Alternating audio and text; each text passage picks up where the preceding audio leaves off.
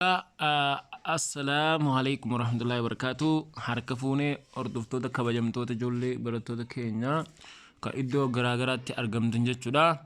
ICT grade 8 jechuudha. Xumura Gilgaala boqonnaa lamaa jechuu isiniif kunoo waliin hojjedhee isiniif dhiyeessuu fi nu hordofaan ga'a. Dhaamsa keenya subscribe gochuu, like gochuu, share obboleessa gochuu, don't forget that. Akkan daganne isiniin jecha hayyee mee gara Gilgaalicha hojjechuutti yoo seennu part 1 first part jechuudha. Read the following statements, himoota armaan gadii dubbisi, then san booda say true if the E statement is correct. Yoo himichi dhugaa kan ta'e true jii barreessi, and false if the statement is incorrect. Yo himichi ammo false kan ta'e incorrect godhi jedha. Okay, the CPU or the first questions gavin jalqafa maal jaa, the speed of CPU is measured only in megahertz jedha. Megahertz qofani measured ta'a jedha. That is false. It's measured by hertz. Hertz and measured ta'a. So the answer is false. When we said false, it is true. So the answer is false. Okay. Question number 2. CPU stands for control processing unit. It is false. Not control, okay? It is what? Central processing unit. So this is also question number 2 is also false. Question number 3. Gavin Sadafara is Gavin Sadafati Yodemnu. Central processing units act as a human brains, not human brains. It act as a computer, no, brain of act as a brain of the computer. That is true. True. Sorry. The answer is true. The other one is control unit is performs logic operation. Perform can negro logic operation ida. Yes, that is true also. The answer is true. Question number 5. Register is temporary storage location for data prior to execution in arithmetic logic unit. Arithmetic logic unit. Register is temporary storage. Temporary. Yerodaf can galmeessuudhaaf yeroodhaan kan store godhu jechuudha. So it is what temporary storage then temporary storage. So the answer is true also. Dhugaadha kunisi. Question number 6. Random access memory or RAM is volatile jedha. Yes, this answer is volatile. It's not non-volatile. Volatile is true. Question number 7. Magnetic disk is primary storage device. It's X. Magnetic disk is secondary storage device, primary storage device. So the answer is false. Question number 8. Question number 8. Random access memory or RAM. Random access memory is secondary storage device. Secondary storage device, not secondary storage device. It's a primary storage device. So the answer is false. Okay, DVD is store large amount of data than CD. The answer is true. DVD CD chala storage kuusa guddaa qaba jechuudha. So the answer is true jennaan. The next one is also part 2. Choose the correct answers for each of the following questions. Gaafilee armaan gadii hundaafu gaafii sirrii ta'e filadhu jedha. The first question say that dash allows you to enter data into a computer in the form of text. Kuniga maal jechuun dandeenya allows you to enter data akkati computer into computer data akkati barreessituuf yookiin galchituuf si gargaara in the form of text akka bifa barreeffamaatiin. So the answer is bifa barreeffamaatiin computer keessatti barreessuudhaaf kan nu fayyadu keyboard dha jechuudha. Question number 2. Dash is an output device dha jira. Meeshaawwan output device keessaa isa tokkodha jira. For example mouse, okay, monitor, okay, joystick nan jada. Dan mouse in input device da, joystick in input device da. So the answer is monitor jennan. Monitor. Question number 3. Dash keys are present on the top of row of the keyboard, the answer is function. Okay, function. The answer is function. Keyboard gara gubbaratti kan gubbaa keyboard irra kan barreeffamee jiru akkanatti maali kan jedhu the answer is function ida jechuudha. Navigation is miti, numeric is miti, typewriter is miti. Those answer is function jennaan. Question number 4. Question number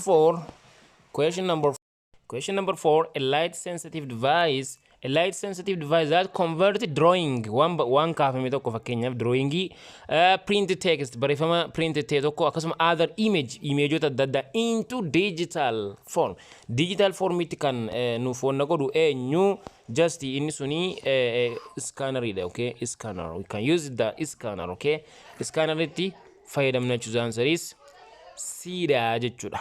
The answer is C. The question number 5. Which of the following groups consist only input device? Only input device qofa kan of keessa qabatee jiru eenyu jaa?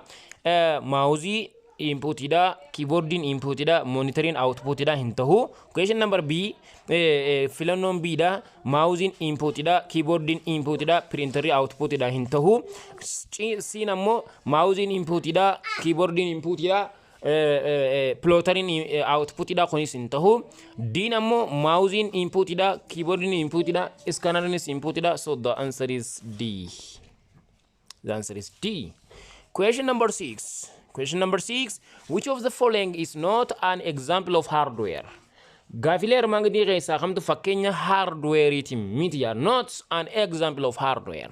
Hardware jechuun isa keenya ijaan agarree ijaan laaluudhaan harka keenya tuttuquu kan dandeenyu san jechuudha. A. Scanner. B. Printer. C. Monitor. D. Word processing. The answer is word processing. Word processing and software amale, it's not hardware. Okay, hardware warra harkaan tuttuquu dandeenyudha. So kanaafu scanner inis maashina hardware idanii harkaan tokko harkaan qabachuu dandeenya. Printer inis gaa maashina harkaan qabachuu dandeenyudha. Monitor inis akkasii garuu word processing in keessa computerati software waan ta'eef it's not an example of hardware. Okay, question number 7. The device. Question number 7. The device that allow you to enter information into the computer. The answer is input. Okay, input. Mali meeshaan gara information gara computerati input gochuudhaaf nu gargaaru barreessuudhaaf computer keessatti input galchuudhaaf nu fayyadu eenyu input ida jechuudha. Okay, outputting gara labbaasuudha, storaging kuusuudha. So the answer is A. Question number 8. Which of the following is not an output device? Output device kan taane kami jedha. Plotter output ida, printer output ida, scanner input ida, monitor output ida. So the answer is scanner ida jechuudha. The inni segla fada the most common method of entering text and numerical data into a computer system is through the use of dash. The use of plotter, a scanner, printer, keyboard. By use of keyboard fayyadamuudhaani gara computeratti information adda addaa nayna malee gara system computer system itti data galchina malee kara biraatiin miti. So plotter miti, scanner miti, printer miti, that's the keyboard yettana ya. The other one, question number 10. Question number 10, which one of the following is optical recognition system senses the presence or absence of mark such as pencil is called as what? The answer is optical character recognition is not typewriter idhanini. Optical mark recognition. So the answer is this, optical mark jechuudhani. Optical mark recognition. So the answer is B. Barcode dubbisuudhaaf nu gargaara. The answer is B. Question number 11. Gaafii kudha takaffaadha jechuudha. The device primarily used to provide hard copy is what? The hard copy is meeshaan dura hard copy tin to provide hard copy da provide kan godhu kan dhiyeessu jechuudha. Control computer sons card reader control CRT da kana CRT is device primarily used to provide hard copies. The answer is what? A. The answer is A.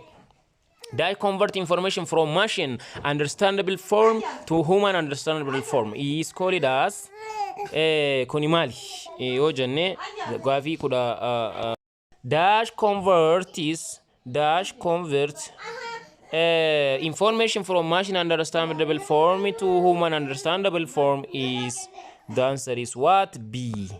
Output ida jechuudha. Output and output itu kas godha. Which of the following is no type of monitor? Gosoota monitora kan hin taane kami jedha. Type of monitor. Cathode ray tube, liquid crystal display, plasma display. The answer is D. None of the above. None of the above. Question number 14s and 50s. Gaafii kanaaf deebisaasa jechuudha. Question number 40 and 50. 40 dash is most commonly used in digital watches, clocks, and calculators. The answer is cathode ray, liquid crystal display, plasma. The answer is B. Liquid crystal plasma display itu saatiilee clocks and calculator maashinoota garaagaraa qaba jechuudha. Question number 50 is dash is a device that enables us to produce hard copy of data. This is called as, the answer is printer. Okay, printer.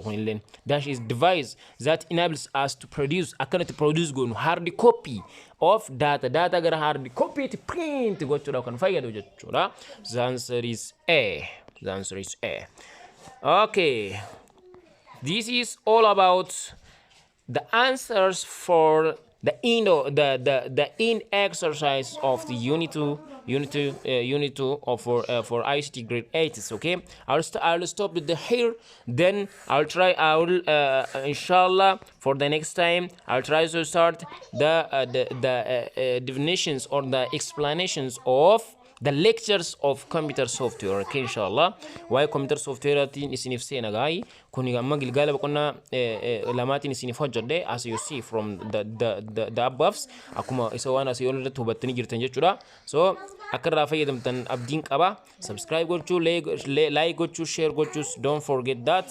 Thank you very much, all of my wishes or my lovely from my heart, okay, from my bottom heart. Okay, thanks very much. Galatoma, Jirada.